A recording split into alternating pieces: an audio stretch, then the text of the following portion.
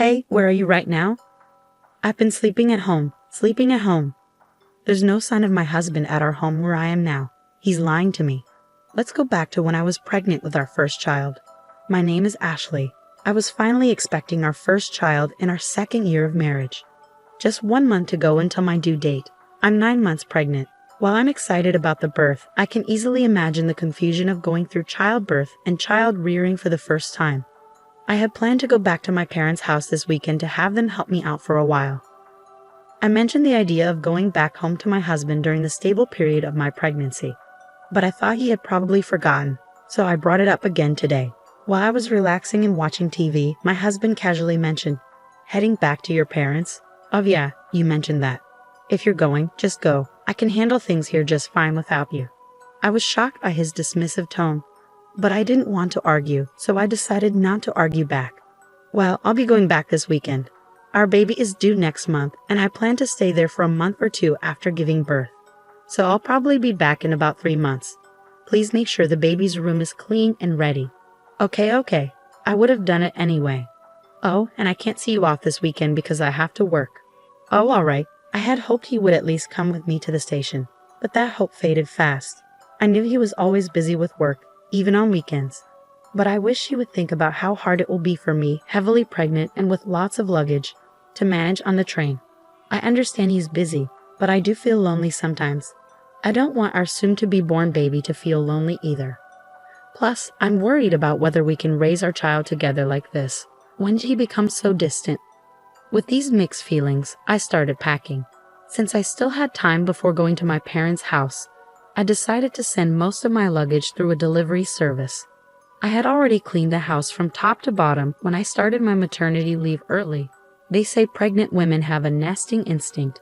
I had set up a crib and prepared a space for the baby, excited to start our new life as a family of 3.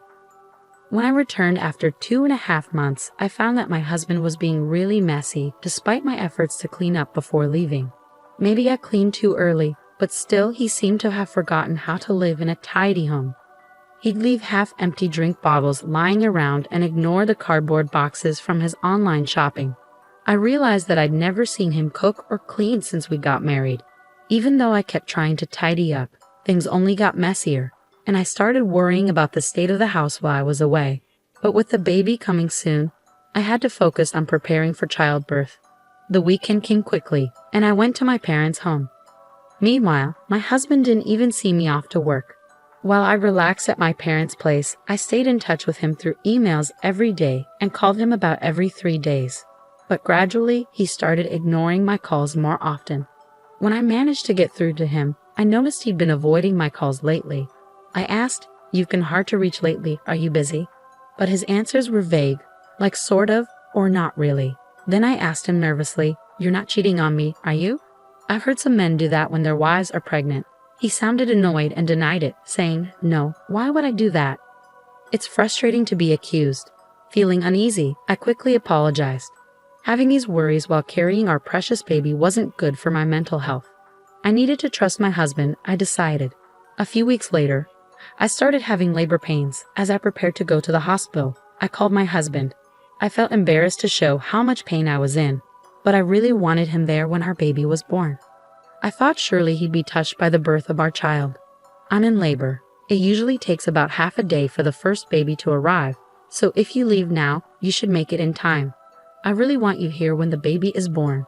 You can even cut the umbilical cord. When I asked him to come, my husband sighed in annoyance. "What? You want me to come by train right now?" "Sorry, I'm tired too, I can't. I have work tomorrow." I was shocked. "Are you still talking about work at a time like this? Our baby is being born. Isn't our child more important than work?" He snapped back, "Stop it. My job can't be replaced. This is a once-in-a-lifetime moment, I know. But my work is crucial. If I don't do it, it won't get done. Can't you understand? I have to go. I'm busy." And he hung up. I tried to convince him, but he wouldn't listen. As I sobbed through the pain of labor, I wondered why he was so indifferent to our child's birth. From the moment I found out I was pregnant, my child became my priority. But as a father, he seemed so distant, so I faced childbirth alone. The pain lasted a whole day, and the next day, a beautiful baby boy was born. The baby was so tiny, adorable, and dearly loved. After leaving the hospital, my parents doted on him, teaching me all sorts of things about taking care of him. Within a month, I had gotten pretty good at giving him baths. My parents worried about me though. "Are you sure you're okay with your husband? We can't help but worry about you when we leave." But not wanting to trouble them, I reassured them, saying, "I think I'll manage somehow. My health is improving faster than I thought. I might go back home next week," I told them. "Really, don't overdo it. Let us know if anything happens," they replied. People often say that recovering from childbirth is like recovering from a car accident, but thanks to hormones, I was in good spirits and my body was healing well. I was also getting the hang of taking care of the baby, so I decided to go back home a bit earlier than planned. While I stayed with my parents, my husband hardly reached out, and even when I sent him photos and videos of our son, he didn't seem interested. I figured maybe the feeling of being a parent really kicks in when you're actively involved in raising the baby, and perhaps he wouldn't feel like a father until he spent time with our son. That's what I hoped, at least. It kept me going. I decided to surprise my husband by having my parents drop me off at home. I didn't tell him I was coming, but he should have been home since it was his day off. I wondered how he'd react when he saw our baby for the first time. Would our baby like our home? After a few hours' drive, we got home. I held our son while my parents brought in our luggage and I unlocked the door. But when we walked in, the house was dark and silent. "We're back a bit earlier than expected, but we're home now." "Huh, no one's here. What's that smell?" As we stepped into the living room, a terrible odor hit us. When we turned on the light, we couldn't believe what we saw. The room was a mess, like a garbage dump. Dirty dishes and half-eaten food cluttered the sink. Clothes and trash were strewn all over. And there was even moldy juice sitting out, stinking up the place. The table was covered in stains and grime. The bathroom was also filthy, with black mold in the shower and sink, and the toilet was dirty and smelly. And worst of all, the crib we had prepared for our son was filled with unused cardboard boxes and trash bags. I had asked them to keep the house clean for our baby, but this was the opposite, and I was shocked. There's no way we can live in such a dirty house, and I'm especially upset about the crib being ruined. Seriously, what's going on here? There was no way we could raise a baby in a place like this. My parents were furious and searched for my husband, checking every room, but he was nowhere to be found. Where could he be on his day off? Was he working another weekend shift? But we couldn't even confirm if he had been working those shifts before. He wasn't paid extra for weekend work, and his company followed the regular work schedule. I had been suspicious of his disappearing acts on weekends. "Let's try calling him," I suggested. Unable to bear being in the messy room any longer, I ushered my confused parents outside and dialed my husband's number. But he didn't pick up. Finally, after the third attempt, he answered. "Hey, where are you?" I asked. "I'm at home," he replied. "Why?" "Just at home," he repeated. We had searched the entire house, but there was no sign of my husband. Could he possibly be buried under all this trash? But we couldn't sense anyone there, and his voice didn't sound like he had just woken up. Then I heard a woman's voice on the phone. I couldn't make out what she was saying, but it was definitely a woman's voice. That's when it hit me. He's cheating on me. I can't believe he'd do this while neglecting our child. The house was a disaster while we were away, and he was cheating on me. I was furious. A father like him isn't needed for our son. I'm done with a husband like this. If he prefers that other woman, then he can have her. How can you live in such a filthy and foul-smelling house? Oh, I understand. Maybe a burglar broke in. I need to call the police. What? But you're at your parents' house, right? What are you saying? Suddenly, my anger boiled over at my husband's evasiveness, and I raised my voice. You're the one lying about being at home, aren't you? Stop pretending. It's completely unacceptable to let the crib turn into a mess. I'm not returning to this house. We're getting a divorce. I ended the call abruptly and quickly reported to the police about the supposed burglary, intending to confront my husband. I instructed my parents and son to head back to my parents' house and waited for my husband in front of our home. The police arrived before my husband did. I welcomed them into the house as if they were guests, and soon after, I spotted my husband approaching, accompanied by another woman. As my husband came closer, his expression seemed to say, "This is bad." I confronted him, saying, "Hey, you weren't supposed to be back until next month." "But who is she?" The woman next to him glared at me, her arms crossed. "And who are you, for that matter?" she retorted. Despite encountering his mistress, I strangely felt calm. I decided to question the woman. It turned out my husband had been meeting her without revealing he was married. I was so disgusted with him that I didn't know how to react anymore.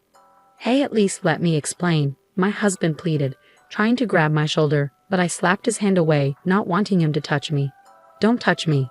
It's disgusting. The police are checking the room right now. I hope you're embarrassed having them see the mess you've made. I'm leaving now. You can explain to the police. Goodbye." Leaving them stunned, I went back to my parents' house, ignoring the numerous calls from my husband.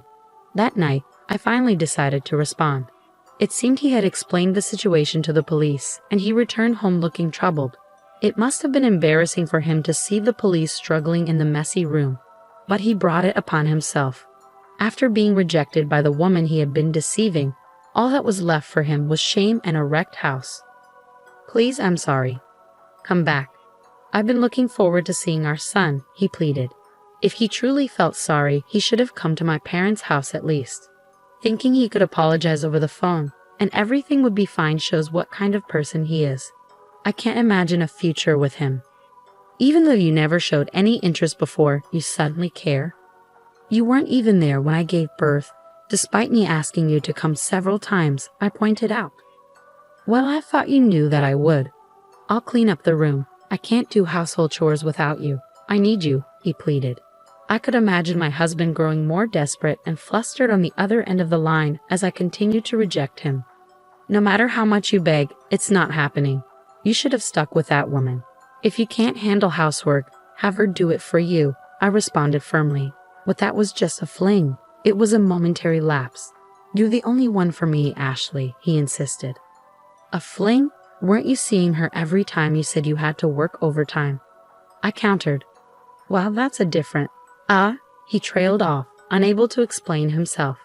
I pressed my husband, who was mumbling incoherently, and he confessed that he had been cheating on me with multiple women from his high school that he had reconnected with at a friend's wedding party.